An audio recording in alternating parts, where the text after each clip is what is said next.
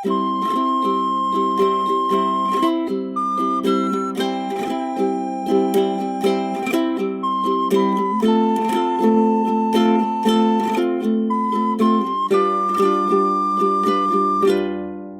둘이 토크하고 있습니다.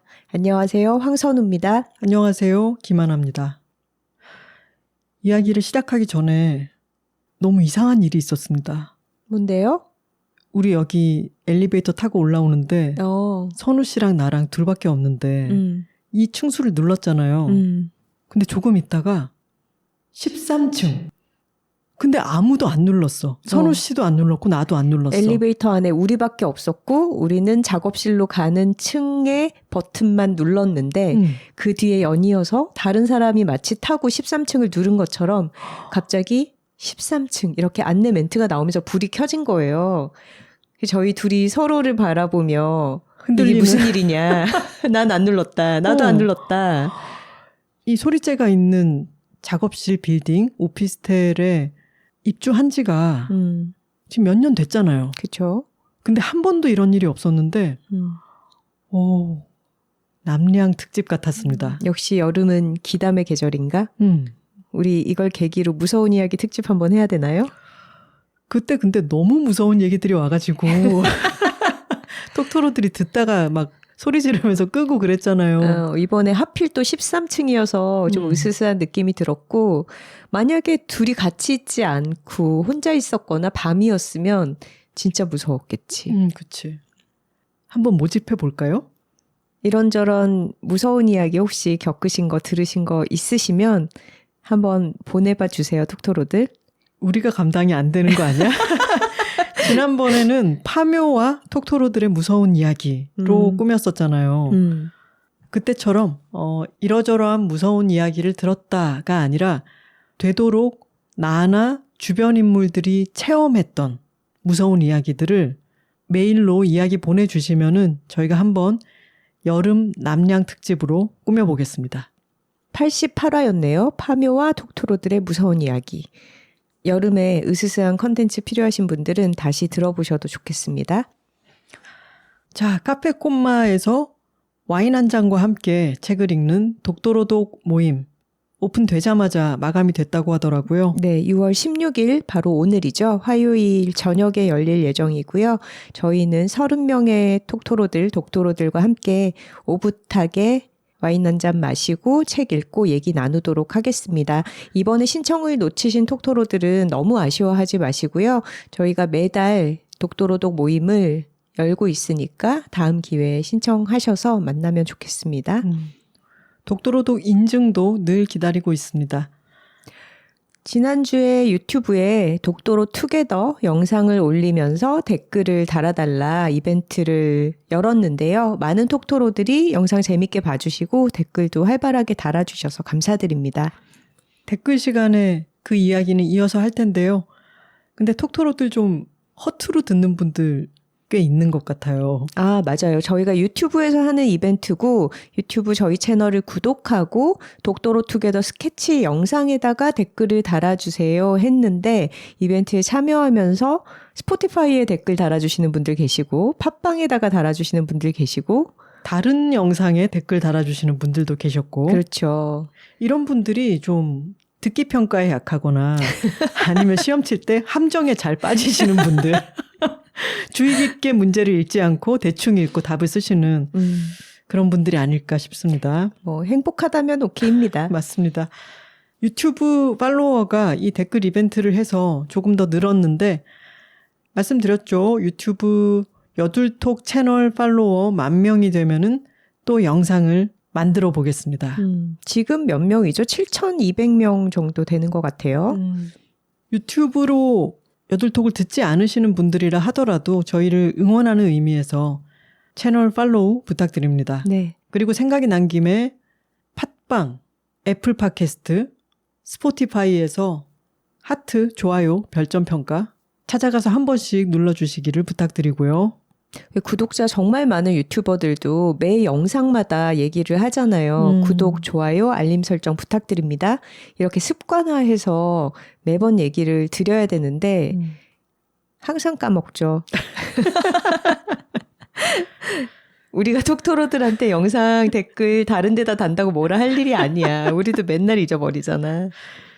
매주 안 까먹고 방송하는 것만 해도 저희는 허덕허덕하고 있기 때문에 행복하다면 오케이입니다. 그리고 선우 씨랑 저랑 직접 녹음한 여자들이 살고 있습니다. 오디오북 있잖아요. 네. 밀리의 서재에서 들을 수 있는. 반응이 좋더라고요. 아니 근데 그게 시간이 6시간 59분이더라고요. 그렇죠. 책을 눈으로 읽는 것보다 오디오북으로 듣는 시간이 더 오래 걸리지 않나요? 그렇죠. 1분만 더 채워서 7시간으로 만들 걸 하는 생각도 들고 아주 좋은 반응을 얻고 있고요. 밀리의 서재를 이용하지 않으시는 분들은 처음 한 달은 무료입니다. 여둘톡 정주행, 역주행하고 일주일에 하나씩은 부족하다, 들을 거 없다 하시는 톡토로들은 밀리의 서재에 가서 저희가 직접 낭독한 여자들이 살고 있습니다. 오디오북 들어보셔도 좋겠습니다. 오디오북 녹음을 이야기하니까 또 한마디 덧붙이고 싶은데요. 출판사 유선사에서 나온 이야기의 낮과 밤이라고 하는 시리즈가 있어요. 그 시리즈의 1, 2권이 정원 이야기와 고독 이야기인데요. 예스24에서 이 책의 펀딩을 시작하면서 그 홍보 목적으로 제가 낭독한 영상이 있어요. 제가 정원 이야기 중에 일부를 읽고 박정민 배우가 고독 이야기 중에 일부를 읽었는데 유튜브에서도 보실 수 있고 인스타그램으로도 보실 수 있습니다. 참 예쁜 공간에서 낭독 녹음을 했는데 저 또 낭독하는 거 좋아하잖아요. 좋던데요, 낭독 영상이? 출판사 여러분, 홍보를 위해서 낭독해줄 사람이 필요하다. 저는 언제든 열려 있습니다.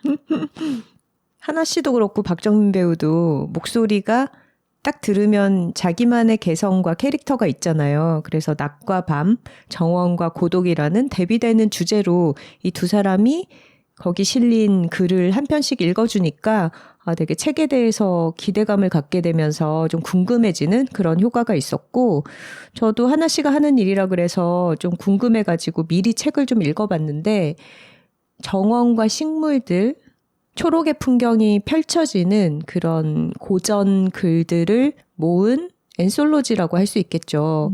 근데 이 책을 읽는 동안에 되게 신기하게 어떤 공기의 분위기가 싹 바뀌는 것처럼 정말 내가 초록초록한 뜰 안에 나무 그늘 아래에 들어와 있는 그런 기분이 느껴지더라고요. 그래서 뭐 여름에 휴가철에 책 한 권을 통해서 좀 내가 다른 시공간으로 옮겨지는 그런 경험을 하고 싶은 분들께 되게 어울리는 책이 되겠다 싶었습니다. 그리고 다음 주로 다가왔네요. 서울국제도서전에서 선우 씨와 저 그리고 이옥선 작가가 함께 사인회로 출동합니다. 이야기 장수 부스에서 6월 27일 토요일 오후 4시에 예정되어 있습니다. 그리고 이야기 장수 부스 바로 근처에 돌베개 출판사의 부스가 있던데 제가 작년에 썼던 원고가 돌베개에서 서울국제도서전에 맞춰서 출간이 돼요. 여러 무게감 있는 작가님들 사이에 저도 함께 글을 쓰게 되었는데 신영복 선생님 돌아가신 지 10주기가 되어서 기획된 책이에요. 제목은 당신이 나의 숲입니다. 입니다. 신영복 선생님의 글씨도 워낙 유명하잖아요. 처음처럼이라든가. 또 하나 유명한, 그쵸. 글이 더불어 숲이잖아요. 여러 작가들이 신영복 선생님을 추억하면서 또 기리면서 한 편씩 글을 썼어요. 저도 신영복 선생님으로부터 영향을 참 많이 받은 사람으로서 그분으로부터 제가 얻은 것들에 대해서 글을 꼭 한 편 쓰고 싶었습니다. 당신이 나의 숲입니다. 돌베개 부스에 들르시게 된다면은 처음으로 이 책을 만나게 되는 자리니까 넘겨봐 주시면 감사하겠습니다. 자, 몇 가지 공지사항을 알려드렸고 이제 오늘의 본격적인 이야기 시작해 보도록 하겠습니다. 좋은 걸 좋다고 말하기 여둘톡 191화는 제일 예쁜 몸무게 93kg입니다. 톡갈 한번 갈까요? 둘, 톡토로 톡토로 톡! 파워, 파워, 파워, 파워. 제일 예쁜 몸무게 93kg. 이게 무슨 말인가 싶은 톡토로들도 계실 거고, 아, 나 이거 어디서 최근에 봤는데? 하시는 분들도 계실 거예요. 이 말의 출처부터 설명을 드리겠습니다. 명예 영국인이라고 하는 백진경 님이라고 하는 분이죠. 영국에 이민 가서 생활하시는 크리에이터 분이 있어요. 영국에서는 모델로도 활동을 하시고 본인의 유튜브 채널과 인스타그램 채널을 통해서 영국 영어 특유의 억양을 활용한 어떤 코미디 영상 같은 것을 올리시는데 굉장히 기백이 좋고 재밌으신 분입니다. 한국 여성이시죠? 그렇죠. 저도 몇 번 짧은 영상을 본 적이 있어요. 아주 재미있게. 아마 영상 보시면 아 이분이 명예 영국인이구나 다들 아실 수도 있어요. 근데 이분이 얼마 그분 전 아니에요? 응? 우리 아빠가 김정은이다. You're right. 이런 억양으로 농담 치시는 분인데 그러니까 인종차별 같은 거 당했을 때 이렇게 대처해라. 뭐 한국에서 왔다 그러면은 뭐 그럼 사우스냐 노스냐 막 이렇게 하면은 우리 아빠가 김정은이야 이런 식으로 대처를 한다. 그 영상으로 또 유명하신 분이죠. 이분의 인스타그램에 얼마 전에 영국은 또 공원이 많잖아요. 잔디가 쫙 깔려 있는 공원에서 이제 햇살을 받으면서 상의는 비키니 탑을 입고 하의는 편한 바지 같은 거를 입고 공원에 앉아있는 사진이 올라왔어요. 그 사진에 대한 설명이 어느 여름날 제일 예쁜 몸무게 93kg 이렇게 써 있더라고요. 그리고 그 밑에 이렇게 쓰셨네요. 저보고 90kg 넘을 것 같이 생겼다는 댓글은 악플이 아닙니다.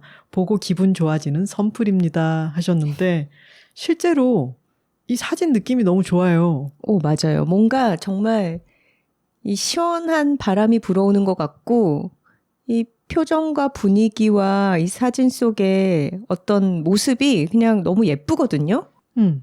이 상쾌한 감각? 선우 씨가 그 사진을 보고 이 표현이 너무 좋지 않아? 제일 예쁜 몸무게 93kg. 그래서 제가 막 웃으면서 아, 그 표현 너무 좋고 그런 나의 몸을 긍정적인 시선으로 바라보는 것에 대해서 이야기를 해보자고 합의가 되고 난 뒤에는 저희가 이 제목을 쓰고 싶은 거예요. 그래서 명예 영국인 백진경 님께 제가 메시지를 드렸어요. 여성들이 자기 신체에 대해서 긍정적 이미지, 중립적인 이미지를 갖는다는 것에 대해서 얘기를 나누고 싶고 이 포스팅의 사진 설명을 에피소드 제목으로 인용하고 싶다 했더니 너무 좋은 주제라며 얼마든지 사용해라 이렇게 허락을 해주셨습니다. 감사합니다. 명예 영국인 백진경 크리에이터님. 이 사진의 느낌이 정말 좋지 않나요? 그리고 93kg가 주는 어떤 이 파워. 정말 기백이랄까? 그렇지. 이분이 또 백씨잖아. 정말 기백이 있으셔요. 저희가 비슷한 주제로 몇 번 이야기를 한 적이 있어요. 36화 여자는 풍채. 여자들이여 풍채를 키워라. 풍채를 보존해라. 라고 하는 이야기를 한 적도 있고요. 또 45화 넷플릭스 시리즈 피지컬 백을 보면서 다양한 몸에 대한 그 몸을 중립적으로 바라보는 시선에 대해서도 이야기를 나눈 적이 있었죠. 또 강박적인 다이어트라든가 몸 만들기에 너무 열을 올리기보다는 좀 편안하게 살면서 나 자신의 신체의 매력을 어떻게 하면은 잘 스타일링할 것인가 라는 관점에서 48화 멋과 뽐을 통해서 옷 입기와 멋내기에 대해서 이야기를 했던 적도 있고 또 비슷한 맥락에서 102화 컴플렉스를 다루는 법에서 나 스스로를 바라보는 시각에 대해서도 이야기를 나눈 바가 있습니다. 여둘톡이 참 좋아하는 주제네요. 우리 나이 들어가면서 나이 드는 몸에 대해서도 계속해서 비슷한 이야기를 할 것 같아요.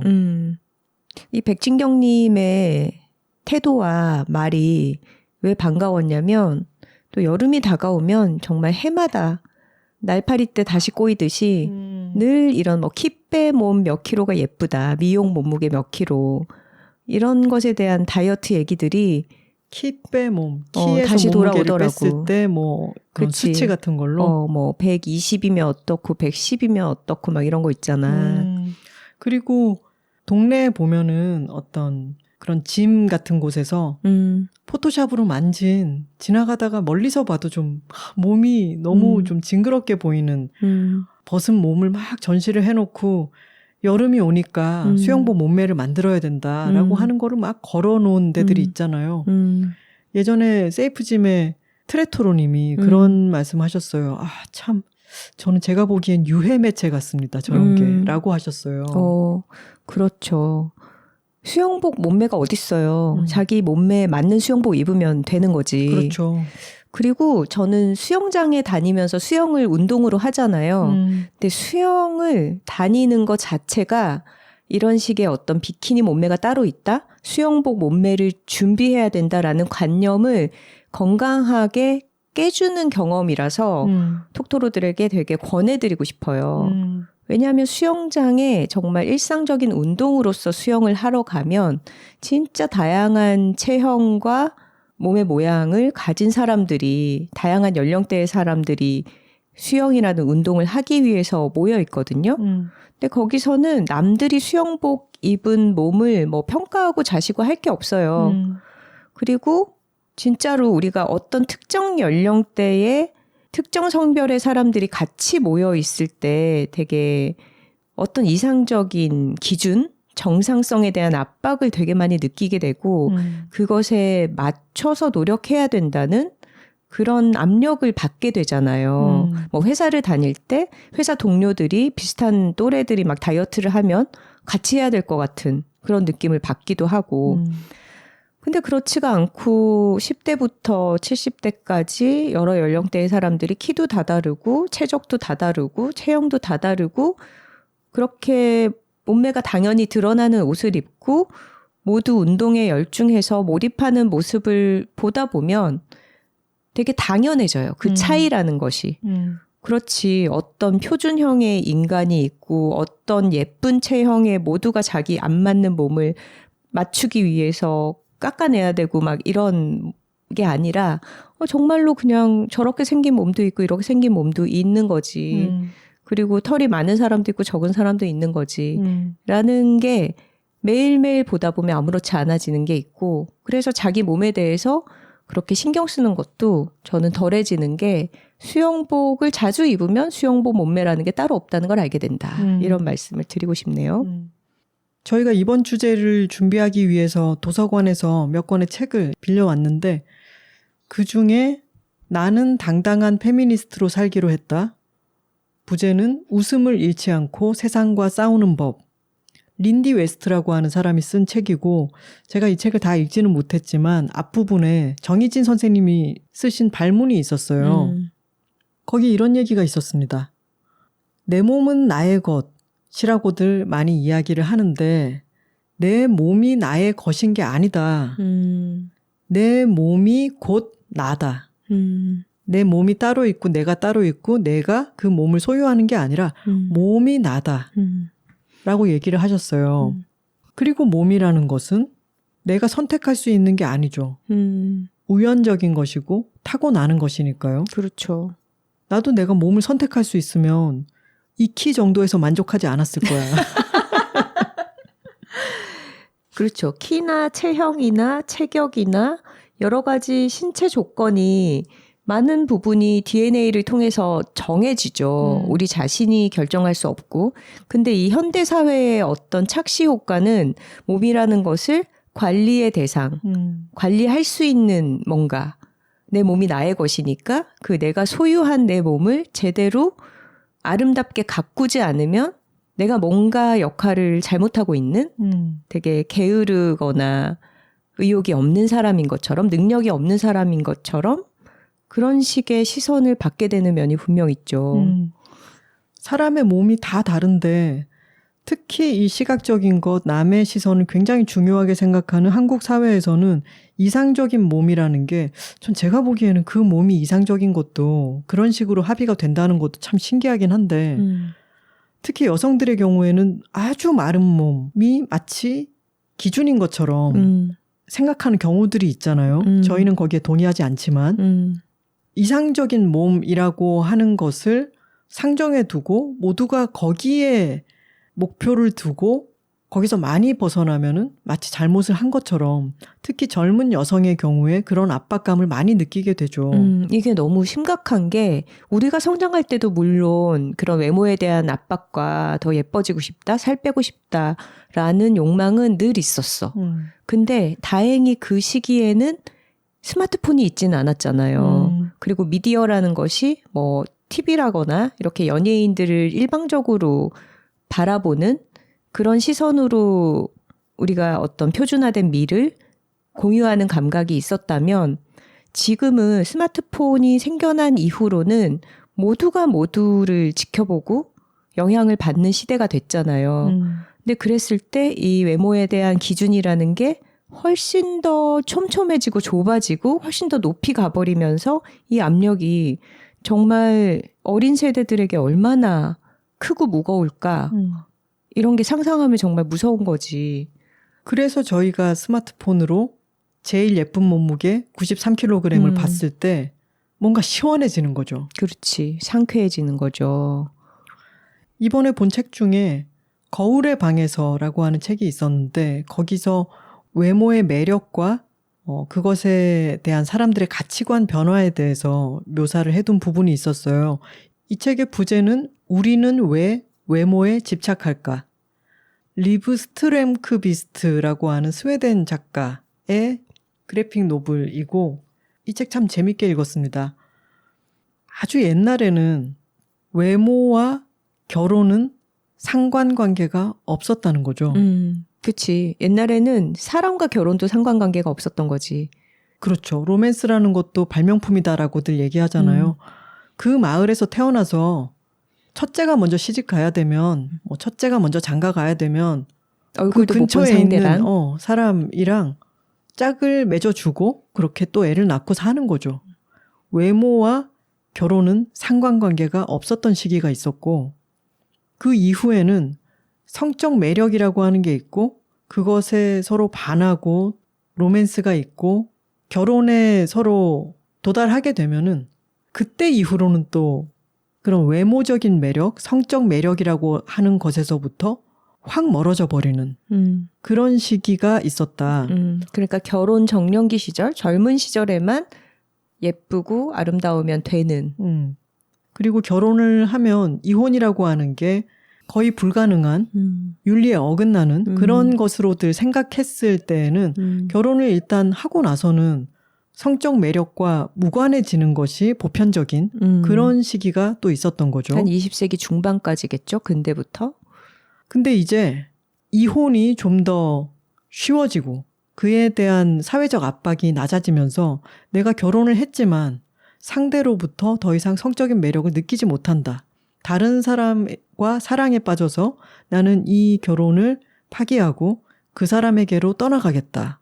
라고 하는 게 좀 더 자유로워지고 나서는 결혼을 한 이후에도 내가 계속해서 성적 매력을 유지할 의무 같은 것? 그것을 너무 놔버리면 안 되는 어떤 그런 시기가 오게 되고요. 그러니까 성적 매력을 계속해서 결혼 유무와 상관없이 유지해야 되는 그런 시기가 오고 그 이후에는 지금의 시대는 성적인 것과 외모의 매력이 또 분리되는 거죠. 나는 어떤 매력을 갖고 싶은데 그게 이성에게 또는 내가 다른 타인에게 성적인 매력을 발산해서 그 사람을 성적으로 유혹하고 싶다라고 하는 게 목표가 아닌 나의 만족을 위한 일종의 성취나 성과로서의 외모를 지향하는 시대가 지금의 시대인 거죠. 말하자면 지위로서의 외모랄까? 지위 또는 어떤 역량, 능력을 보여주는 지표가 이제 외모가 된 것 같아요.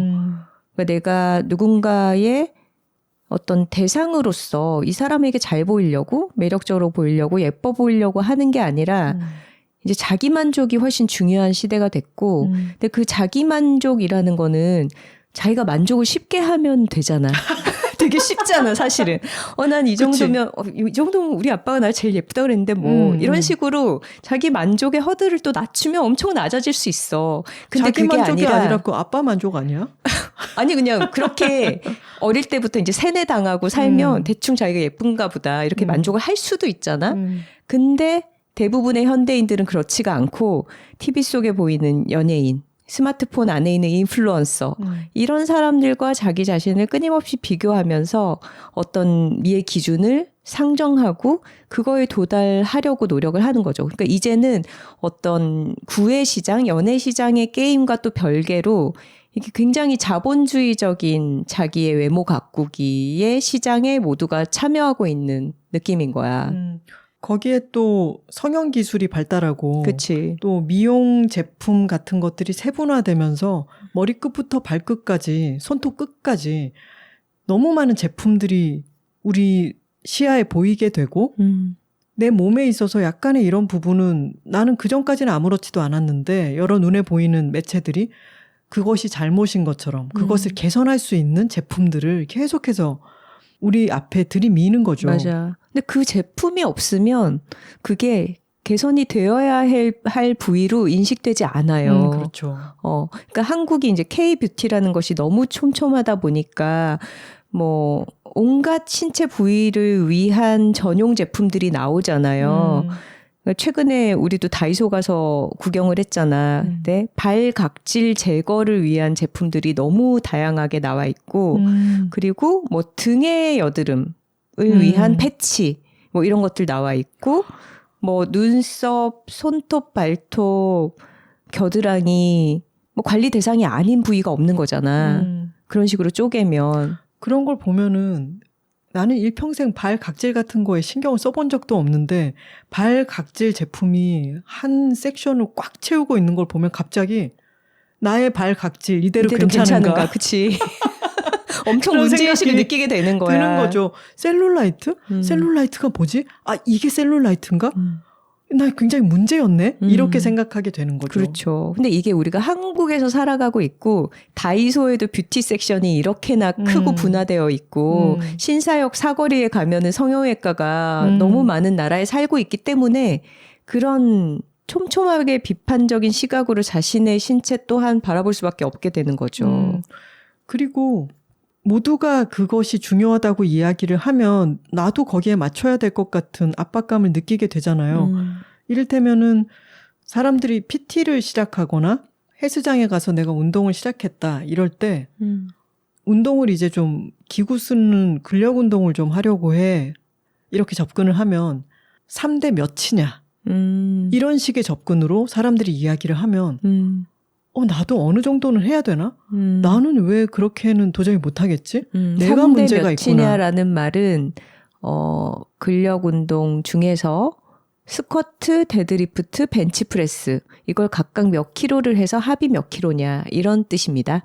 사람들의 체형이 다 다른 것처럼 어떤 사람은 어떤 운동이 나에게 맞고 그리고 3대에 해당하는 그런 운동보다는 난 다른 운동이 더 맞다고 생각하는데 점점 그 수치를 해내는 것에 내 몸을 맞춰가려고 하게 되는 그런 사람들이 또 있죠. 옛날에는 미스 코리아를 뽑고 그거를 공중파에서 막 중계를 하고 그랬잖아요. 그러면은 부위별 치수가 막 나왔었잖아요. 지금 생각하면 너무 이상하지 않나요? 야만의 시절이죠.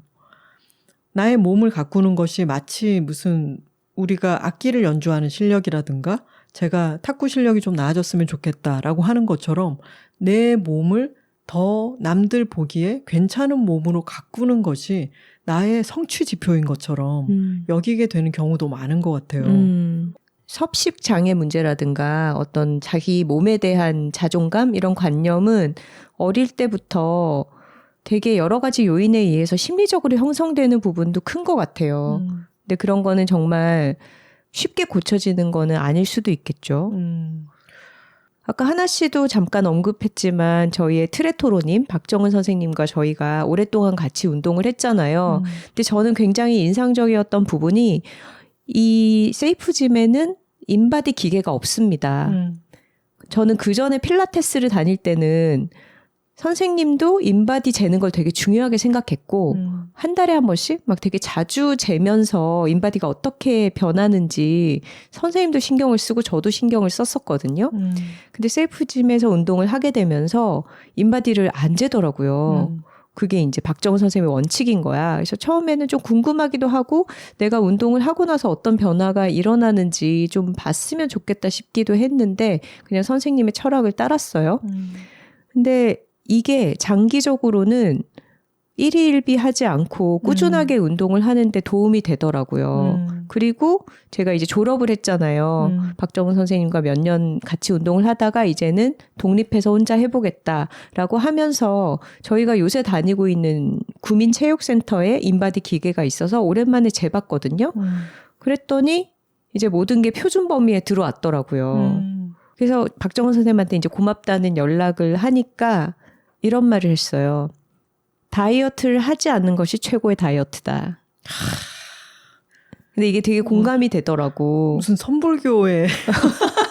아니, 왜냐하면 평소에도 뭐 저의 운동 목표도 살을 빼고 싶다, 날씬해지고 싶다는 절대 아니었고 저는 체력을 올리고 싶다. 제가 하고자 하는 일들이 피곤하거나 지쳐서 못하는 일이 없었으면 좋겠다. 힘이 세지고 싶다. 이거를 1번으로 얘기를 했기 때문에 선생님도 그 목표에 맞춰서 운동을 시켜주셨고 사실 그러다 보니까 세이프짐에서 운동하는 사이에 제가 상체가 정말 커졌어요. 체형적으로. 근데 저는 약간 하체 집중형 체형이고 상체는 마른 편이어서 오치수도 그렇게 입었었는데 운동을 하고 나서 정말 느껴지는 변화가 상체가 되게 두꺼워지고 어깨가 넓어지고 커졌거든요. 근데 이런 것에도 만약에 스트레스를 받았으면 아, 내 몸이 너무 커지고 있어. 다이어트적인 관점으로 접근을 하자면 부정적으로 봤을 수도 있겠지만 저는 힘이 세지고 싶었고 저의 힘이 어깨와 등에서 나오고 이게 되게 강해졌다는 지표였기 때문에 어떤 나의 목표, 강해지고 싶다, 힘이 세지고 싶다, 체력이 좋아지고 싶다. 이것을 향해서 내가 달려간 결과로서 나의 몸을 받아들인 거지. 근데 그렇게 바라보니까 이게 그렇게 불만스럽지 않았어요. 그리고 인바디 결과도 장기적으로 봤을 때 더 좋아진 거지. 근육량이 늘고 체지방은 빠지고. 근데 박정은 쌤 말처럼 다이어트를 할 때도 절대 먹어서는 안 될 몇 가지를 정해놓고 막 그걸 먹은 날 안달복달 못하면서 다음날 또 막 더 배로 운동하고 만약에 이런 식으로 하게 되면 꾸준하게 오래는 못했을 것 같아. 그러니까 더 지쳐서 빨리 나가 떨어지고 막 먹다가 또 막 안 먹다가 이런 식의 어떤 흐름을 반복하게 되지 않았을까? 먹는 거 하나하나에 너무 신경을 쓰다가 그 스트레스가 과중해지면은 스트레스 이팅을, 폭식을 막 하게 되고 그런 경우도 생기죠. 근데 이 자본주의가 참 너무 이상하지 않나요? 왜요? 이상하긴 한데 어떤 관점에서? 너무 쉽게 살찌고 몸에 좋지도 않은 여러 가지 달콤한, 입에 달콤한 여러 가지들을 눈앞에 막 보여주잖아요. 이걸 너무 맛있다? 먹어라. 그러고 난 뒤에는 먹었으니까 이제 빼라. 그걸 어떻게 뺄 수 있는지 그리고 어떤 부위를 어떻게 효과적으로 뭐 뺄 수 있는지에 대한 걸 또 눈앞에 막 보여주잖아요. 그러니까 그거를 다 따라가려고 하다가는 끝이 없죠. 맞아요. 어느 정도의 내가 주관을 가지고 여기까지 선을 정해야 되는데 자본주의는 끝이 없어요. 근데 사실 이게 아까 다이소에 너무나 다분화된 뷰티 섹션과 같은 거라고 생각해 나는. 그러니까 인간들에게 재화로 팔 수 있는 거는 뭐든지 더 많이 소비하게끔 만드는 거지. 먹는 것에 있어서나 또 살을 빼게 하는 것도 그렇고 뭔가 개인이 주체적으로 선택하는 것처럼 보이게 하지만 결국은 다 소비를 하게 만드는. 이건 조금 다른 얘기지만 지난번에 언젠가 그런 얘기 했었죠. 스님의 청소법? 그 책을 제가 읽고 아주 상쾌한 느낌을 받았단 말이에요. 예전에는 인류가 집안에서 생활을 한 지가 얼마나 역사가 오래됐습니까? 근데 아주 오랫동안 청소 도구는 빗자루 하나, 걸레 하나면 끝이었어요. 근데 지금은 이 자본주의, 후기 자본주의 시대에는 무슨 틈새를 치우기 위한 브러쉬와 전용 세제와 뭐 어느 곳의 광택과 뭐를 긁어내기 위한 도구와 이런 게 정말 끝도 없어서 그런 쪽에 조금 관심을 보이면 알고리즘이 내 눈앞에 지금 이곳을 이렇게 방치해둬선 안 된다. 그리고 너는 지금 이렇게 힘들게 청소를 하고 있지 않니? 이것을 정말 손쉽게 깨끗하게 해주는 이런 기구가 나와 있는데 넌 아직도 이걸 안 쓰니? 라는 식으로 사람을 계속 몰아가죠. 그러면 결과가 어떻게 돼? 청소 도구만 잔뜩 사다 놓고 나는 몸을 안 움직이는 거야. 아, 이미 청소한 것 같은 어떤 기분에 빠지게 되죠. 맞아요. 마찬가지로 나에게 아주 필수적으로 필요한 것들은 무엇인가? 그리고 그것에 대해서 이거면 충분하다라고 만족할 수 있는 마음, 그것이 지금 이 후기 자본주의 사회를 살아가고 있는 우리가 늘 가지고 있어야 될, 늘 붙들어야 될 닷 같은 것이라고 생각을 해요. 모든 분야에 적용이 돼요. 몸을 바라보는 시선에서도 마찬가지예요. 이만하면 괜찮다. 이것으로 충분하다. 아까 그 모든 구석구석을 치우기 위한 전용 세제와 전용 도구에 대해서 이야기한 것처럼 몸의 어느 부분이 그래요? 보정 속옷 이런 게 있어요. 요 부위에는 이런 게 있고 또 근육을 운동량에 비해서 근육을 빨리 키우고 싶어요? 그러면 이 파우더를 먹어요. 눈앞에 내 몸을 다른 사람들 보기에 그럴듯한 몸으로 만들기 위한 온갖 장치와 도구들이 우리 눈 닿는 곳에 있죠. 근데 그것이 아까 발 각질 제거 섹션이 눈앞에 보임으로써 발 각질에 대해서 처음으로 생각하게 되는 것처럼 내 몸을 가만히 내버려 둘 수가 없게 만들어 버린다는 거죠. 근데 그런 면에서는 나이 들어간다는 게 또 좋기도 한 것 같아. 근데 어릴 때는 이제 그 또래 집단의 압력이라는 것도 있고 어떤 호르몬의 작용에 의해서 남들에게 내가 어떻게 보여야 되는지 이런 게 되게 신경이 많이 쓰이잖아. 근데 이제 곧 50을 맞는 내 마음은 그냥 날 좀 내버려둬라. 편하게 살고 싶다. 이런 마음이네요. 여둘톡 제1화 제목이 40대의 인생도 꽤 괜찮아 하잖아요. 솔직히 말하면 꽤가 아니야. 너무 괜찮아. 나이자 곧 몸인 내가 있잖아요. 근데 그 중심이 내 안에 있는 게 아니라 나를 바라보는 다른 이들의 가상의 시선이죠. 꼭 누군가가 있는 것도 아니야. 가상의 시선을 끊임없이 상정하게 만들어요. 이 사회가. 그렇기 때문에 내가 어디 여행을 갔어. 그러면은 이 여행 가서 내가 얼마나 멋진 풍광 속에 있고 내가 그 곳에 너무 잘 어울리는 착장을 하고 어떤 분위기 속에 있는지를 끊임없이 자랑하고 싶어지고 내가 이렇게 나는 멋진 여행을 와 있음을 인정받고 싶어지는 왜냐하면 그런 도구를 우리에게 쥐어주니까 그런 앱을 만들어서 사람들이 막 활용하고 그리고 그 하트에 갈급하게 되잖아요. 사람들이. 그렇게 계속해서 내 몸과 내 상태와 성과와 이런 것들을 계속 타인 앞에 전시하고 싶은 욕구를 자극하는 거죠. 근데 그것의 중심을 내가 가지고 있으면서 그것을 활용하는 것이 된다면 더 좋을 텐데 중심을 내 안에 두지 않고 자꾸만 중심이 타인의 시선으로 달아나려고 하는 거죠. 근데 그것을 계속 붙들어오는 작업을 하지 않으면은 이 자본주의 사회에서 우리가 휩쓸려 가기가 쉬운 것 같아요. 그런 타인의 시선을 계속 신경 쓰다 보면은 내가 있고 타인에게 보이는 내가 따로 있는 것처럼 어떤 분열적인 느낌을 갖게 되기도 하죠. 저는 그런 느낌을 극대화시킨 이야기가 서브스턴스 같아요. 아, 드미 모어 나왔던 영화? 젊고 예쁜 어떤 존재가 있고 그리고 나이 들어가는 내가 있고 그 영화에서 내내 모든 것은 하나다라고 자꾸 이야기를 하잖아요. 근데 그것을 극단적으로 분리시키고 파국으로 치달아가는 그런 이야기죠. 서브스턴스도 아까 저희가 엘리베이터 남양 특집 얘기했는데 진짜 무서운 영화 아니야? 맞아요. 여름에 보면 좀 오싹해지는 그런 영화입니다. 최근에 김신영 씨가 유퀴즈에 나와서 얘기하는 거를 봤거든요. 근데 생각해보면 김신영 씨 처음 데뷔했을 때 혜니마 막 이러면서 되게 귀엽고 좀 오동통한 그런 느낌이었다가 갑자기 살을 확 뺐잖아요. 근데 다이어트를 의식적으로 해서 13년 동안 그 몸무게를 유지하기 위해서 엄청나게 노력을 했대요. 그래서 88kg에서 44kg까지 뺐다 그러더라고요. 그러니까 사람이 완전 정말 말 그대로 반쪽이 된 거지. 근데 그렇게 유지를 하느라 뭐 제대로 쌀밥도 잘 안 먹었대. 탄수화물, 지방 이런 거 다 제한하고 안 먹고 그러다가 근데 전유성 씨가 돌아가시면서 이제 교수님이라고 부르더라고요. 본인이 가르침을 받은. 근데 그분이 이제 병석에서 짬뽕 한 그릇 먹고 싶다. 근데 지금 나는 먹을 수 없는 처지니까 신영이 너는 편하게 맛있는 거 많이 먹고 지내라. 이런 얘기를 했다고 하더라고요.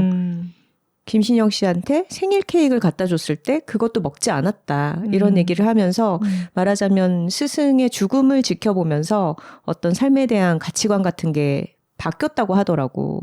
그래서 다시 그냥 제한 없이 먹기 시작하고 그러면서 이제 몸무게가 다시 예전으로 돌아갔다고 하는데 일단 나는 그렇게 많이 빠지고 그렇게 많이 쪘다는 느낌도 별로 없었어.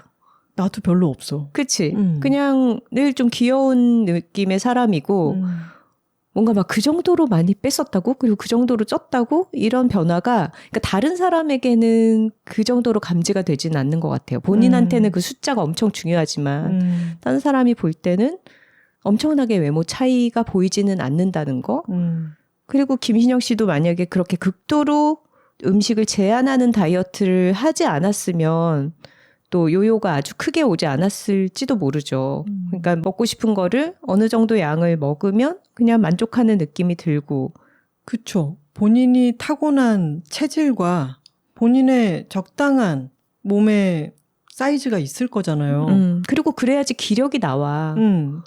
현대인들 누구나 그렇듯이 우리도 뭘 마냥 놔버리거나 하지는 못하죠. 저희도 사인회가 있거나 뭐 북토크가 있거나 하면 너무 막 마구 뭘 신나게 자정 가까이에 뭘 먹어버린다든가 이렇게는 안 하려고 노력은 하죠.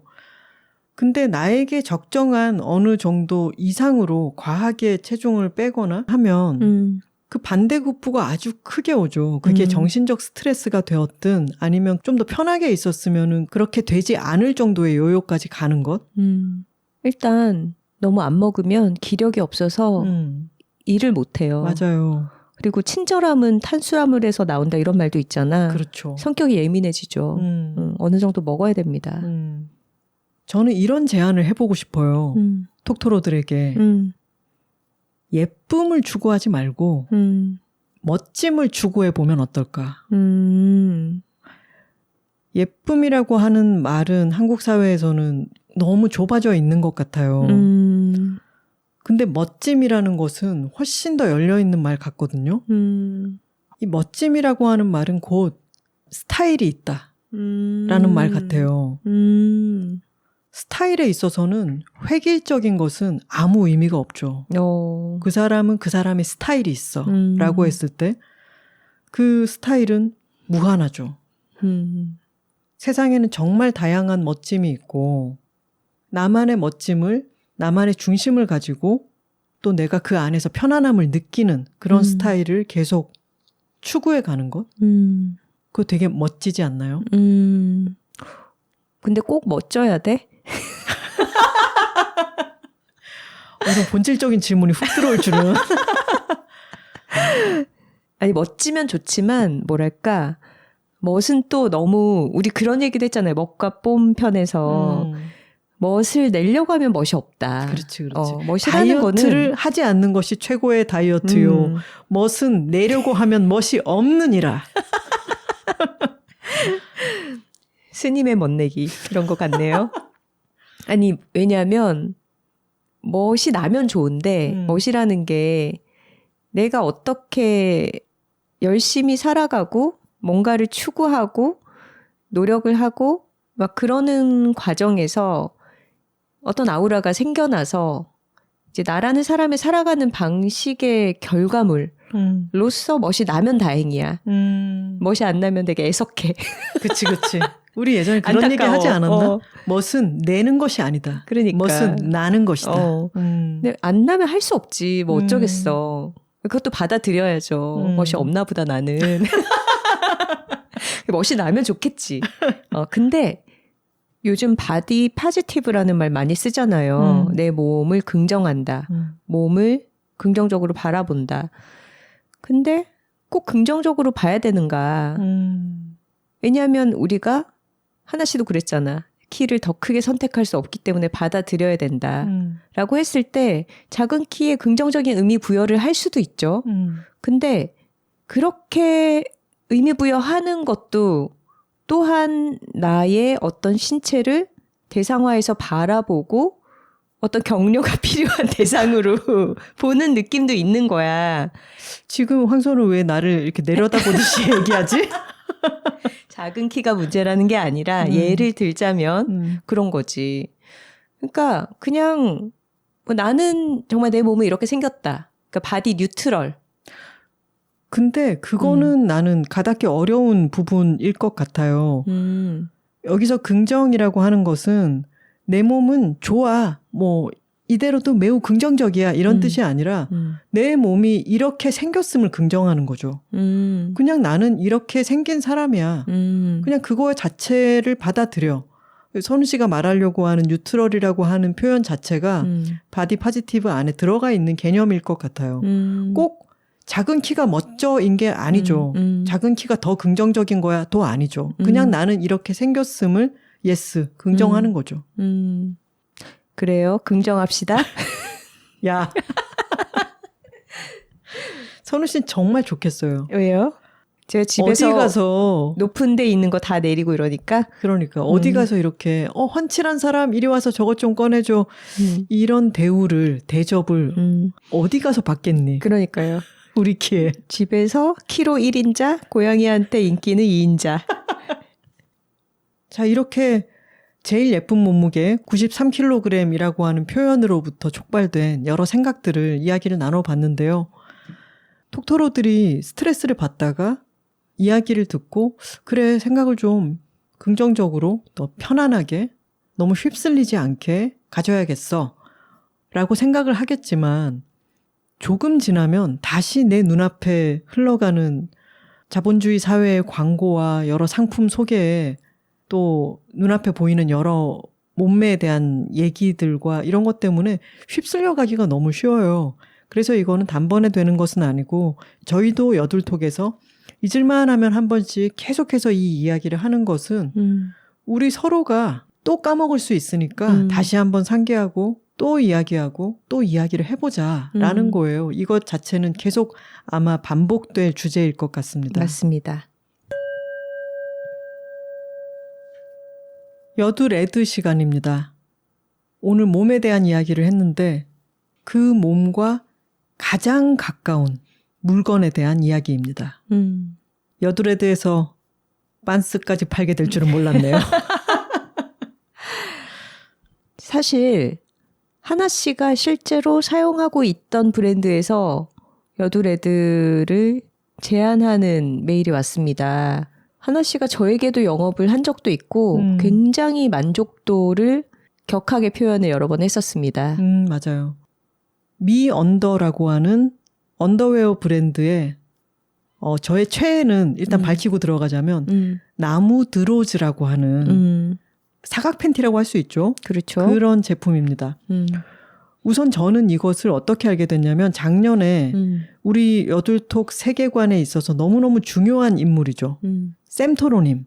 우리 톡토로 투게더 하면 포스터를 매해 그려주신. 근데 샘토로님이랑 어쩌다가 빤스 얘기까지 하게 된 거예요? 그건 잘 기억이 안 나는데 아마 우리가 만나서 회의를 하다가 그러게 왜 갑자기 우리가 속옷 얘기를 할 그렇게까지 막 친한 사이는 그러니까. 아니잖아요. 격이 없는 사이는 아닌데 뭔가 계기가 있었겠죠. 그게 정확히는 기억이 안 나지만 하나 씨도 굉장히 하일리 센서티브 퍼슨이잖아요. 감각적으로 되게 예민한. 그리고 샘토로님도 예민한 편이고 그래서 좀 몸에 닿는 것이 두 사람 다 좀 민감한 스타일인데 뭐 그런 얘기를 하다가 어떤 속옷이 편안하지 않다 뭐 이런 주제로 흘러갔던 거 아닐까요? 그랬을 것 같아요. 샘토로님도 모든 감각이 아주 예민하신 분 같아요. 근데 이렇게 추천을 해주셨어요. 미언더의 나무 드로즈가 정말 좋다. 거기에 삼각 팬티도 있는데 그것보다는 나무 드로즈를 추천한다라고 저한테 말씀을 해주셨어요. 그래서 제가 바로 주문을 했죠. 그러면서 이 말씀을 덧붙이셨어요. 가격대는 좀 있어요. 맞아, 기억난다. 근데 확실히 좋아요. 그리고 내가 바로 영업되지 않았던 것도 생각이 나네요. 나는 상대적으로 어떤 감각에 있어서 그렇게 예민한 편이 아니기 때문에 웬만한 거를 좀 참고 그냥 잘 지내는 편이잖아요. 근데 하나 씨가 속옷에 대해서 되게 그래서 실험도 많이 하고 사서 입어보고 바로 버리는 것도 많았어. 이거 불편하다, 이거 아닌 것 같다 하면서 좀 유목민 생활을 거치고 있다가 샘토로님께 딱 정확하게 추천을 받아서 주문을 했던 거였어요. 맞아요. 그래서 제가 작년 7월에 추천을 받자마자 나무 드로즈를 샀죠. 그 이후로 제가 다리를 꿰 때마다 너무 최고다 라는 생각을 한 거예요. 그러고 나서 보니까 7월 말에 구매를 하고 제가 이 네이버 페이로 구매를 했기 때문에 구매 이력을 지금 보면서 말씀을 드리고 있는데 한 2주 있다가 또 더 샀어요. 드로즈가 약간은 그 사각으로 다리 쪽에 조금 더 내려오기 때문에 탁구를 칠 때는 삼각이 좋겠다라고 생각해서 삼각을 섞어가지고 드로즈도 다른 색깔 섞어서 이렇게 주문을 다시 했죠. 사이즈도 이것저것 실험을 해보느라고 여러 개를 주문했는데 이 중에서도 불편하다 또는 뭐가 안 맞는다 해서 정리해야겠다라고 생각했던 것들이 있었어요. 그렇게 8월에 다시 한번 여러 개를 구매하고 그 다음에는 11월에 또 여러 개를 구매했어요. 11월에 제일 많이 샀네요. 이제 정착하겠다는 어떤 의지였을까요? 그렇죠. 제가 3번의 구매로 증명할 수 있듯이 저는 이 속옷에 정착을 했어요. 자, 드로즈의 특징은 뭔가요? 사각 팬티라고 생각을 하시면 되는데 제가 사각 팬티를 시도해보지 않은 것은 아니에요. 그러고 결론을 내렸었어요. 사각은 오히려 더 불편하다. 왜냐면 이전에 다른 브랜드의 사각 팬티를 입었을 때? 네. 사각은 다리 쪽 부분이 바지를 입을 때 말려 올라가거나 아니면은 이 Y존 있잖아요. 삼각 팬티가 그 부분에 천이 딱 얼마 없이 Y존을 감싸주는 그런 정도가 아니라 드로즈는 거기에 천이 구불거리게 되면 오히려 더 끼는 느낌이 들고 불편해지는구나 해서 나는 내 체형에 사각 팬티는 안 맞는구나라고 생각해서 배제를 했었어요. 여러 개를 그 전에 시도를 해봤었거든요. 근데 이 드로즈는 다릅니다. 너무나 완벽하게 내 다리의 굵기와 특성에 그냥 딱 적절한 정도로 감싸줘요. 그래서 바지를 조금 붙는 걸 입든 아니면 천이 좀 엉기는 천을 입든 간에 이 다리를 꿰는 부분이 따라 올라오지 않아요. 그렇기 때문에 Y존의 불편감도 없고 그리고 이것은 아주 섬세하게 만들어져 있기 때문에 배 쪽 부분에 밴드가 한 번 더 있다든가 이런 게 아니에요. 근데 밴드가 아예 없는 팬티의 경우에는 몇 번 입고 나면은 배 쪽 부분이 또 다시 아래쪽으로 말리는 경우도 있거든요. 근데 이것은 그렇지 않아. 모든 면에서 너무 적절하게 몸을 감싸주는데 끼는 느낌이 없고 너무 좋아요. 약간 유의할 점은 뭐냐면 제가 체구가 그렇게 큰 편은 아니잖아요. 뱃살이 좀 있긴 하지만 근데 저는 M보다 L이 더 편했어요. 지금 나무 드로즈의 사이즈가 네. 조금 크게 선택하면 좋다 이 얘기를 하시는 거죠? 내가 보통 요 정도를 입는데 싶으면은 한 사이즈 정도 크게 선택하시면 좋고 그래서 선우 씨도 체구가 막 많이 큰 편이 아니지만 선우 씨가 저는 X라지 입었죠. 했잖아요. 보통 딴 데서는 안 그러잖아요. 딴 데서는 라지 정도? 그래서 약간 한 사이즈씩 업해서 주문을 하시면 더 편안할 거예요. 제가 이 미언더에서 제가 너무 말을 길게 하죠. 지금 너무 흥이 났기 때문인데 한마디만 더 하자면은 네. 미언더에서 제안이 들어왔을 때 이거 해야 돼 라고 했던 이유 중에 하나는 제품을 시착해 볼 수 있게 얼마든지 보내주시겠다라고 메일에 온 거예요. 근데 저는 그 당시 이 M 사이즈 드로즈랑 팬티 사이즈가 나한테 좀 안 맞긴 하지만 가격대가 있으니까 버리지 못하고 입고 있었구나. 버리지 못하고 있었단 말이야. 공짜로 보내주시면 L 사이즈로 그러면 나 편안하게 다 입어야지? 이런 생각이 들어서 다른 걸로 갈아탄 게 아니라 미언더의 나무 드로즈 한 사이즈 크게 편하게 입겠다. 이런 사리사욕을 채우셨군요. 한 사이즈 크게는 아니지. 나한테 맞는 사이즈로 이제 저는 풍족하게 나무 드로즈를 쟁였기 때문에 팬티에 대해서는 이제 더 이상 뭐 유목민 생활을 할 필요가 없다 이거죠. 이제 정착했네. 정착했지. 농경사회 시작됐네. 농경사회 시작됐지. 근데 하나 씨도 얘기했지만 이 미언더의 나무 드로즈가 왜 이렇게 편안한가. 다른 브랜드의 드로즈 사각 팬티를 입었을 때의 말림이나 끼임이나 어떤 두꺼움이 없이 편안한 게 연구를 해봤더니 소재적인 특성인 것 같아요. 저도 입었을 때 이 착 감기는 부드러움 요게 너무 마음에 든다 싶어서 찾아보니까 소재가 텐셀 마이크로 모달이라고 하고 이 모달이 88% 그리고 스판덱스가 12% 이렇게 혼용이 되어 있더라고요. 근데 모달 소재가 뭐냐면 나무에서 추출한 나무 펄프 있잖아요. 그걸 이용한 셀룰로스로 만드는 재생 섬유라고 합니다. 그리고 마이크로라는 거는 굉장히 부드럽고 촘촘하게 만들었다는 뜻이고 텐셀은 이제 이 오스트리아 회사에서 만드는 어떤 최고급 라인이다. 이런 뜻인 거예요. 텐셀이 그러면은 모달의 브랜드인 거예요? 그렇죠. 이 모달을 생산하는 회사 이름. 그래서 텐셀 마이크로 모달이라고 하면 되게 좋은 소재를 썼다. 이런 얘기인 거죠. 그리고 지금 이 브랜드 소개해 보면은 이 살림 자체가 FSC 아시죠? 친환경 인증.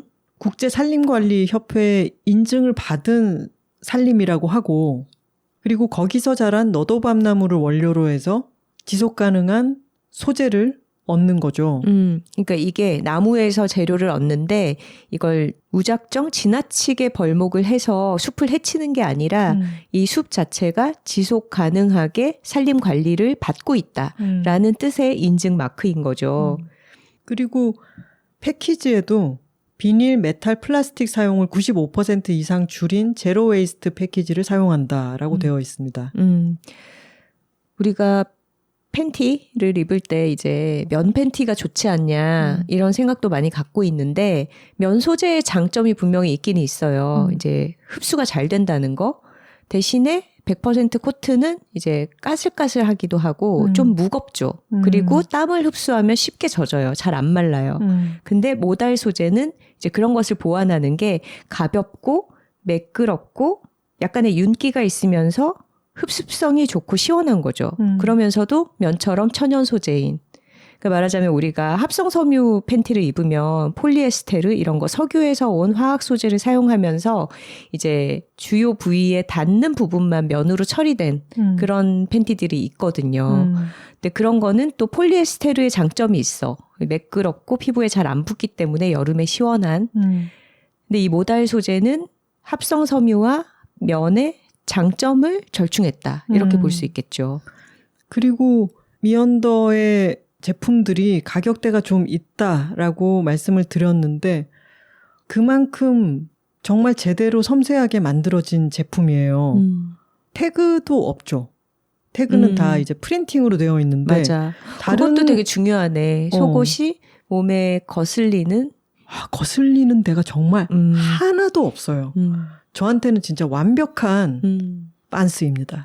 자, 이 완벽한 미언더의 나무 드로즈에 제가 하나의 결점을 찾았습니다. 뭐죠?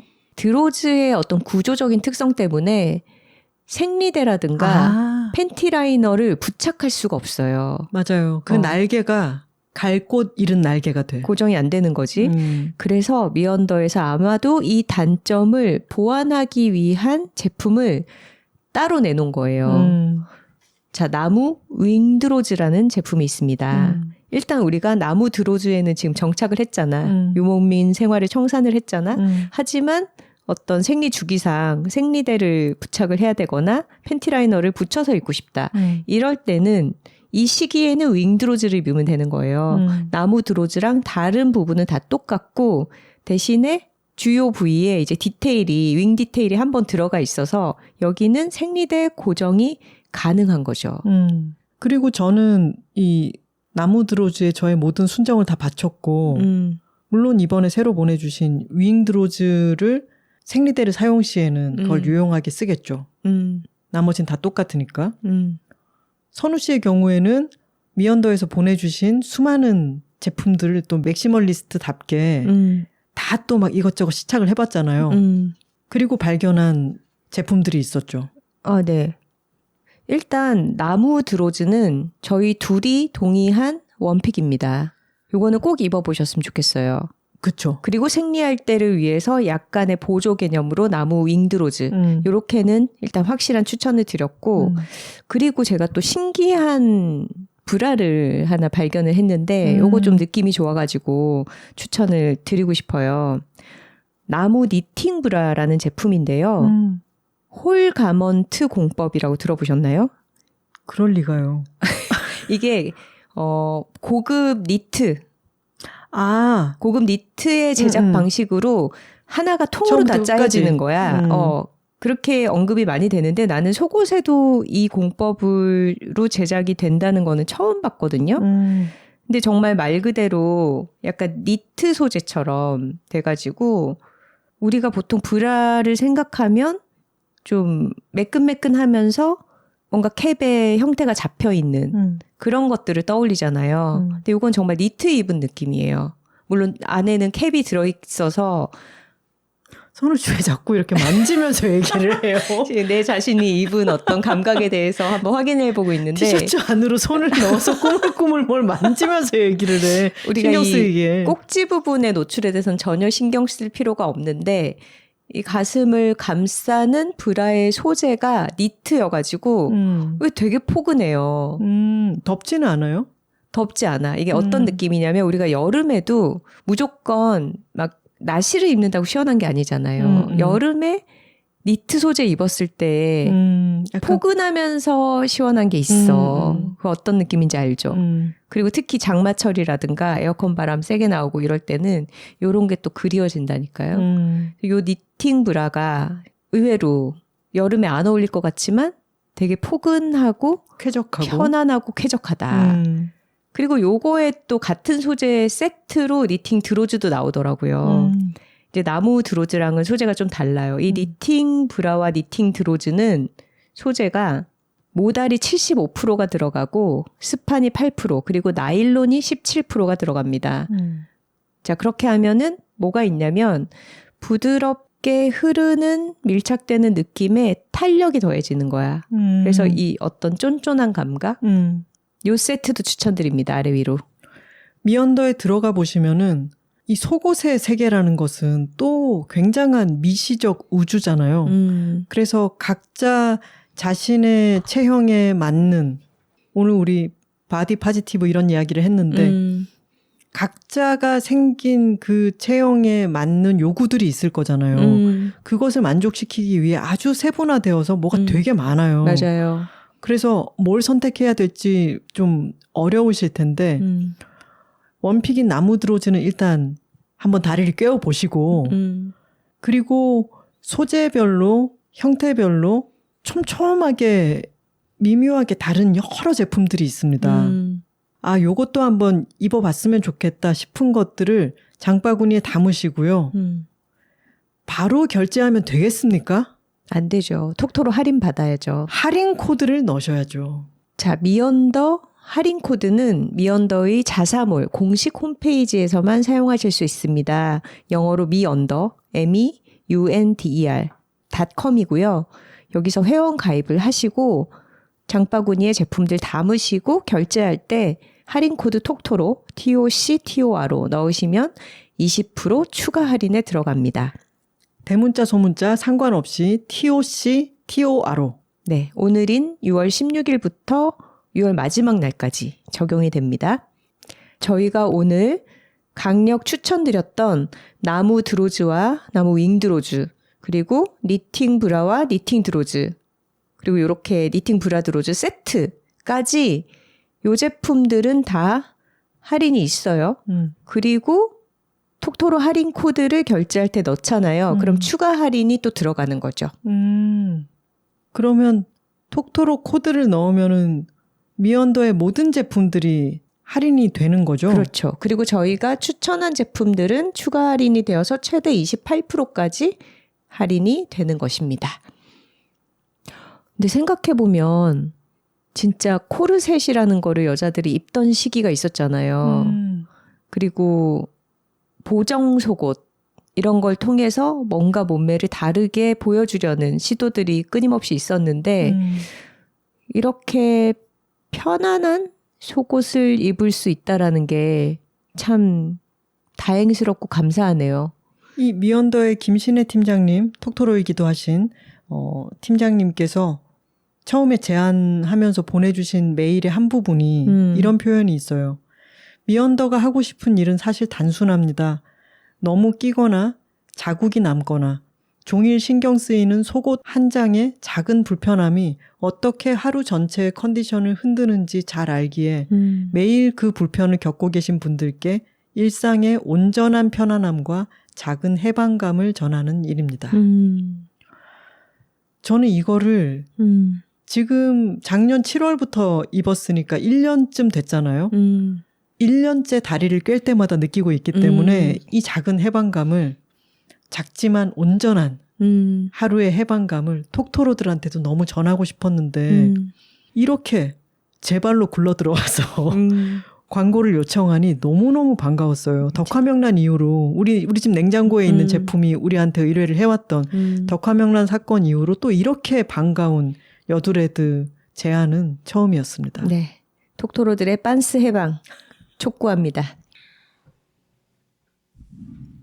댓글 소개 시간입니다. 사연과 광고 문의는 w2talking, w 숫자 2 talking gmail.com으로 보내주세요. 저희 유튜브 채널에 올린 독도로 투게더 영상 댓글 이벤트, 저희가 선정되신 분께는 댓글로 알려드렸어요. 댓글 달아주신 여러분들, 또 시청해주신 여러분들 감사합니다. 영상에 댓글 달아주시면 선정해서 선물 드리는 이벤트를 해보니까 저희도 재밌고 또 톡토로들이 와글와글 와서 댓글 써주시는 거 읽는 것도 즐거워서 다음에 또 기회가 닿을 때 다른 선물 이벤트 열어보도록 할게요. 190화 질투에 대하여 편에 또 많은 톡토로들이 공감을 해주셨어요. 생강토로님의 댓글 읽어보겠습니다. 어렸을 때부터 애살 그 자체였던 사람이라 이번 에피소드는 더 몰입하며 들었습니다. 질투는 나의 힘이라지만 셈이 많은 성격 탓에 소가리도 많이 해봐서 공감 가는 대목이 많았어요. 최근에 제 알고리즘에 미음사TV 박혜진 편집자님이 연극에서 주인공을 못 맡은 딸에게 해준 말이라는 영상이 떴는데요. 살면서 10번 중 9번은 관객 역할을 맡을 수밖에 없는데 그때마다 부러워하기보다는 크게 박수 쳐줄 줄 알아야 인생이 즐겁다고 하는 이야기였습니다. 너무 좋은 이야기라 북마크에 두고 몇 번을 다시 봤어요. 물론 이게 박수 쳐야 좋은 거야 한다고 바로 그렇게 되는 게 아니지만요. 질투에 너무 빠져있지 않도록 조금은 가볍게 괜히 소리내어 부러워 정말 하고 툭툭 털고 지나가는 것도 좋은 것 같아요.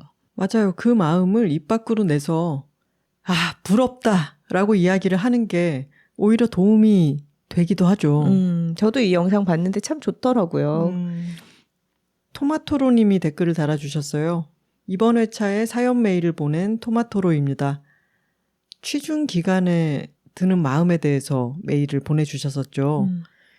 교사가 되고자 하는 친구의 이야기를 제가 너무 가볍게 쓴 것 같지만 친구도 배운 것을 학생들에게 전달하는 것에 큰 보람을 느끼는 사람이고 교생 실습 등으로 수업 외에 다양한 노고가 있음을 경험해 보았을 테니 그 결단에는 더 많은 이유가 있었을 거라고 짐작합니다. 저에게 너무 비장해지지 말라고 조언해주고 싶었던 듯한데 현직 교사분들께 원성을 사려나 싶어 뒤늦게 걱정이 되네요. 작가님들 말씀처럼 전 긴 번아웃에 시달리고 있어요. 완벽한 선택을 하고 싶다는 욕망이 앞서서 고민하는 시간만 길어지다 보니 더 그렇게 된 것 같습니다. 회사에서 일하는 시간만이 삶이 아니니 여유는 쉬는 시간에도 충분히 추구할 수 있다는 말씀. 너무 고민하기보다 하나를 정해 쭉 밀고 나가보라는 말씀. 직접 경험하고 맞지 않음을 알게 되어도 좋다는 말씀 다 와닿았어요. 너무 비장해지지 말아야겠습니다. 이번 편이 특히 지금의 저에게 시의성이 있는 에피소드였네요. 늘 감사합니다 하셨어요. 토마토로님께 에피소드를 하나 더 추천드리고 싶은데요. 많은 선택의 기로에서 완벽한 선택을 하기 위해서 고심을 하고 계신 수많은 톡토로님들께도 추천드리고 싶은 여둘톡 44화 선택과 집중 편입니다. 그리고 다른 톡토로님들이 토마토로님의 글에 또 댓글로 응원을 보내주셨어요. 먼저 상추토로님의 댓글입니다. 악뮤의 기쁨, 슬픔, 아름다운 마음이라는 노래의 가사를 인용을 해주셨네요. 흐린 날도 화창한 날도 시린 날도 끼우고 나면 다 퍼즐이 될 거야 라는 가사처럼 미술도 철학도 생명과학도 끼우고 나면 다 퍼즐이 될 거예요. 살아보니 뭐 하나 헛수고가 없더라고요. 문과, 이과, 예술과 통합형 천재 아니세요? 익히신 것들이 융합되어 빛을 보는 날이 오실 거예요. 응원합니다. 지나가던 초등교사가 하셨고요.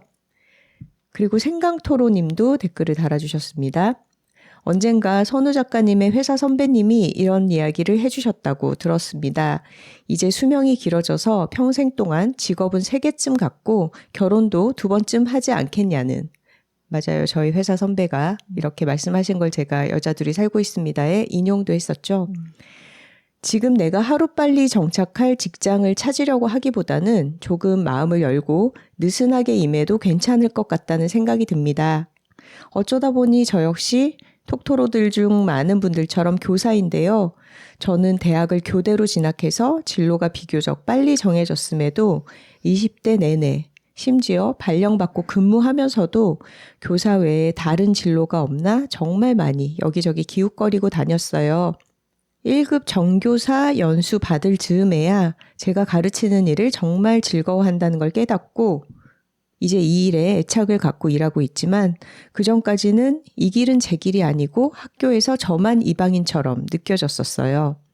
재밌는 건 저희 동기는 임용시험에 1등으로 합격하고 대학 내내 본투비 티처 같은 친구였는데 의원 면직하고 지금은 다른 일 합니다.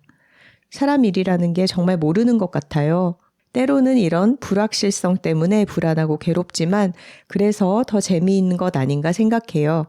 그리고 여기저기 기웃거린 시간이 꼭 시간 낭비는 아닌 것이 어떤 방식으로든 제 삶에 보탬이 되더라고요. 그 고민들과 시간들이 제 시야를 넓혀주었고 지금의 제 삶을 풍성하게 만들어주었어요. 그러니 너무 조급해하지 마시고 지금 누릴 수 있는 즐거움을 누리시면 좋겠어요. 아, 적어놓고 보니 꼰대 같은가 싶은데 제 마음이 전달되었을까요? 사연 들으면서 20대 제 모습이 겹쳐 보여서 마음이 더 찡했어요. 응원해요 토마토로님 하셨습니다. 전혀 꼰대 같지 않고요. 아주 힘이 되는 이야기일 것 같아요. 네, 저희도 응원합니다 토마토로님. 네. 유오유오피님도 이번화 너무 잘 들었습니다. 토마토로님 매일 읽어주시는 걸 듣고 생각이 많아져서 댓글 남겨봐요. 저는 얼마 전에 일하던 분야의 직장을 그만두고 새로운 분야의 공부를 시작한 20대 후반인데요. 직장을 그만두게 된 가장 큰 계기는 직장 생활 밖에서 행복을 찾아보려 했지만 잘 안 됐기 때문이었어요.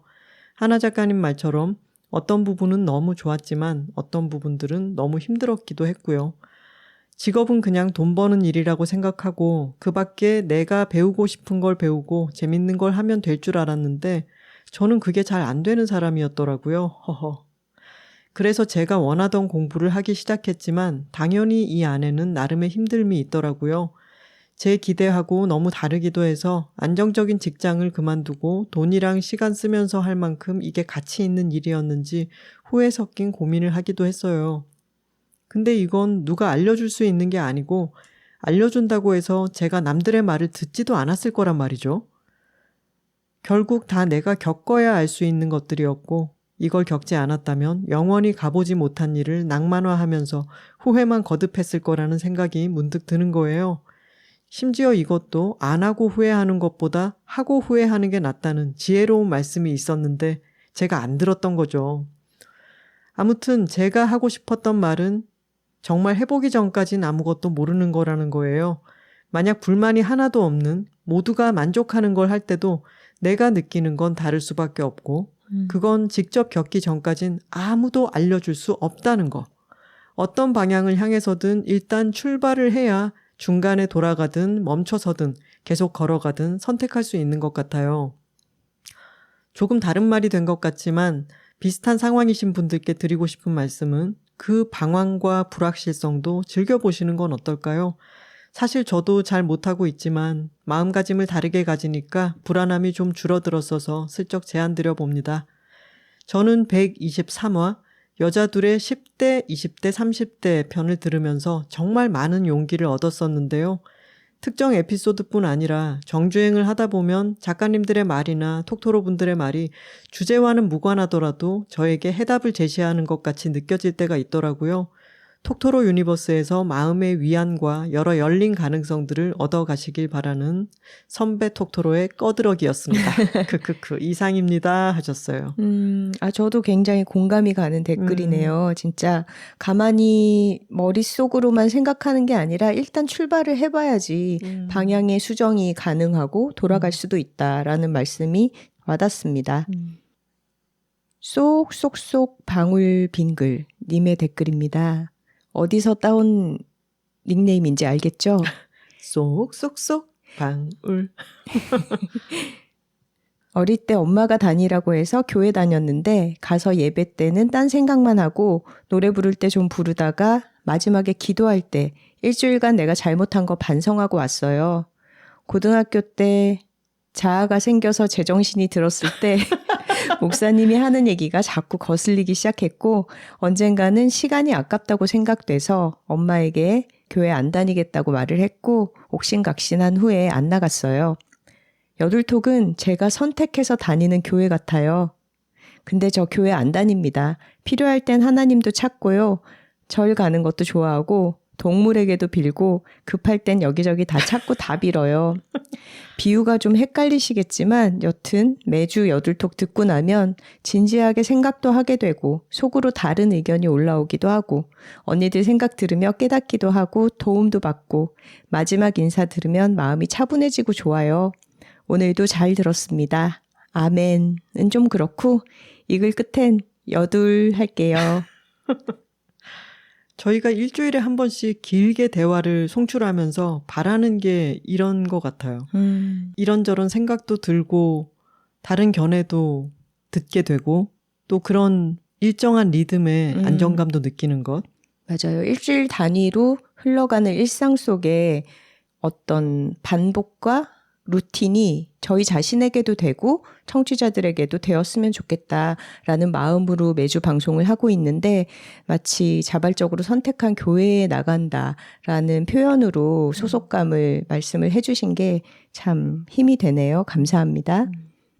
그리고 질투라는 화두를 던져주신 레몬토로님이 메일을 보내주셨어요.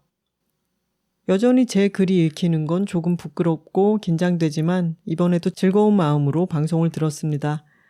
사연 소개가 끝난 뒤 고양이 이야기를 하시면서 하나 작가님이 인기 최하위잖아요 하시니 선우 작가님께서 인기 2위라고 해주시겠어요? 라고 말씀하시는 부분을 듣고 새벽에 혼자 크크 웃었습니다. 덕분에 마음이 한결 느슨해져서 이후 이야기도 편안하게 들을 수 있었어요. 이번 방송을 들으며 제가 질투라는 단어 자체에 너무 갇혀 있었던 건 아닐까 생각했습니다. 요즘은 좋은 것을 봐도 대박, 쩐다 같은 짧은 말로 감정을 뭉뚱그려 표현한다고 하잖아요.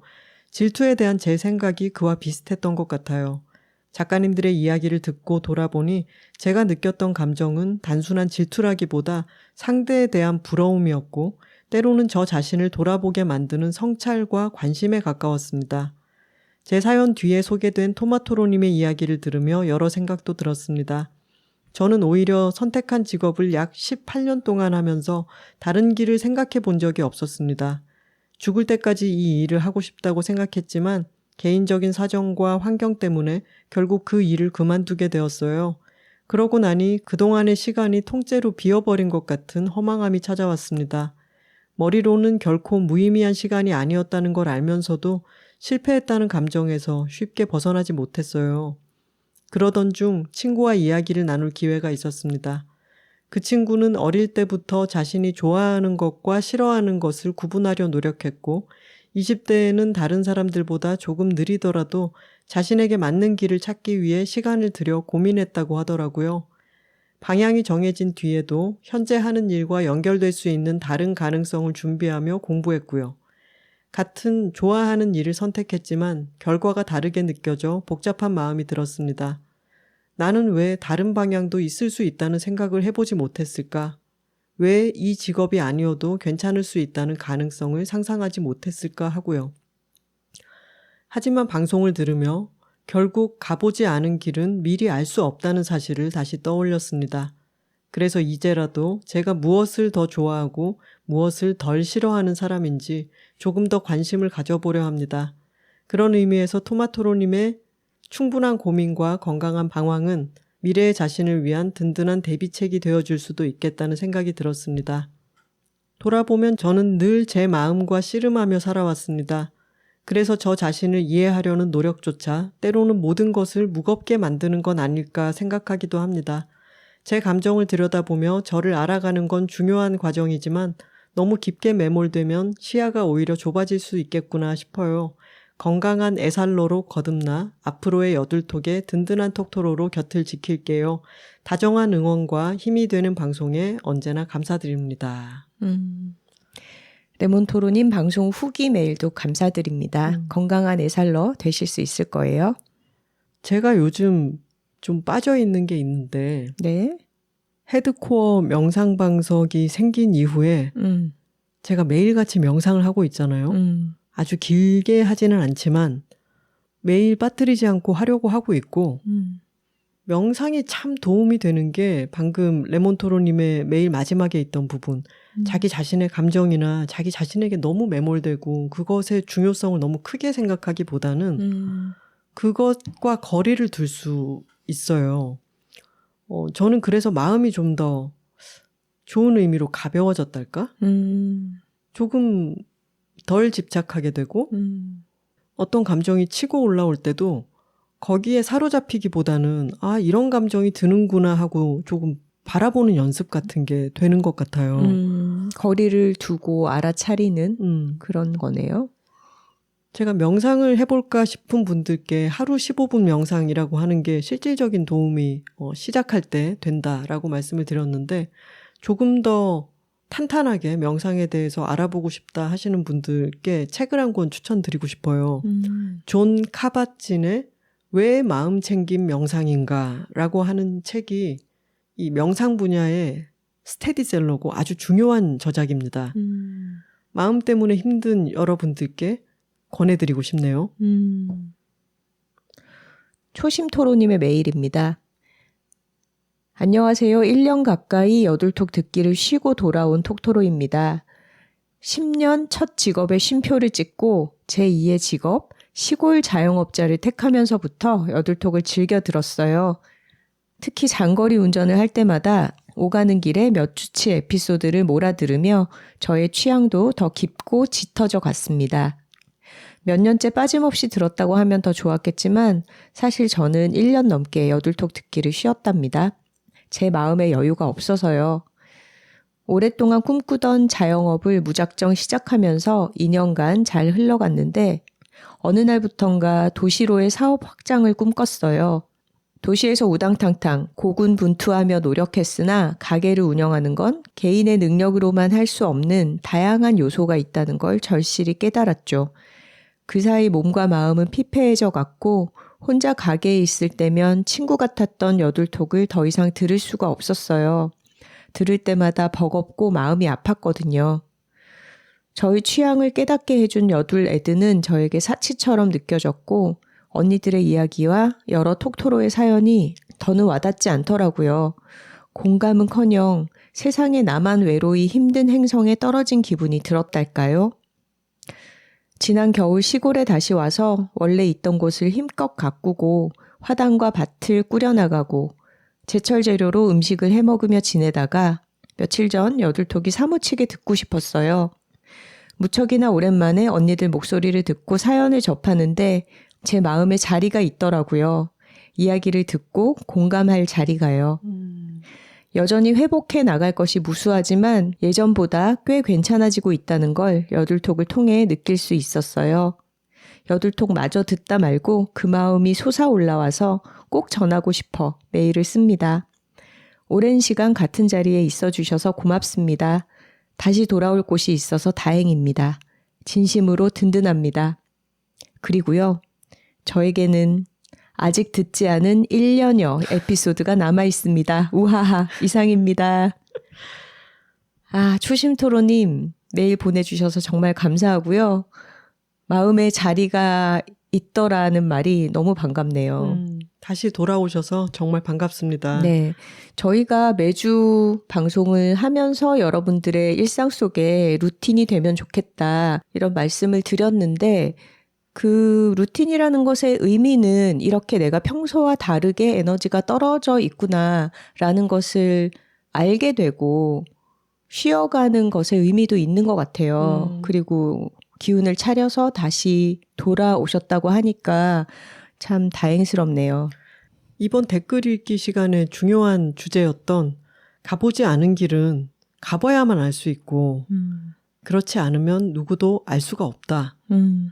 그게 지금 초심토로님의 사연에도 적용이 되는 거겠네요. 맞아요. 도시로 사업 확장을 시도해 보셨기 때문에 내가 도시로 확장하면 참 좋을 텐데 라고 생각만 하고 있는 것보다 큰 깨달음을 몸으로 체득하셨을 거예요. 맞습니다. 이건 결국은 다 좋은 겁니다. 네, 천천히 다시 시골 생활 다독여 가시면서 1년 동안 쌓아두신 저희 에피소드들 같이 들어주시기 바랍니다. 좋은 걸 좋다고 말하기 여둘톡 191화는 제일 예쁜 몸무게 93kg이었습니다. 여둘 애드는 다리를 꿰는 순간부터 편안하게 가볍게 내 몸을 감싸주는 미 언더의 드로즈와 속옷들을 소개했습니다.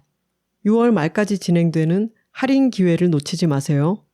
톡토로 뒤에는 여둘톡이 있고 여둘톡 뒤에는 톡토로가 있습니다. 저희는 다음 주에 다른 주제로 다시 돌아오겠습니다. 화요일입니다. 고맙습니다.